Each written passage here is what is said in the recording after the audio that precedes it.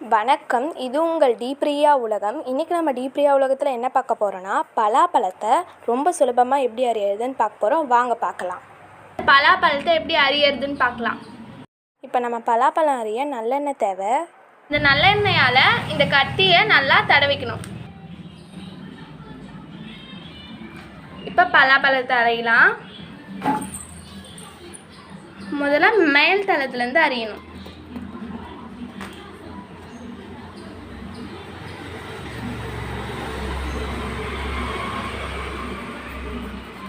மேல் தளத்தை அரிஞ்சிட்டு அதுக்கப்புறமா அந்த சைடில் இருக்கிறதையும் அப்படியே அரிஞ்சு எடுத்துகிட்டு போகணும்.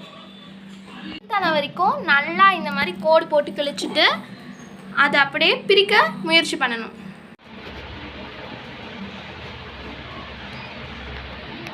இந்த மாதிரி பலாப்பழத்தை உரித்து எடுத்துக்கணும்.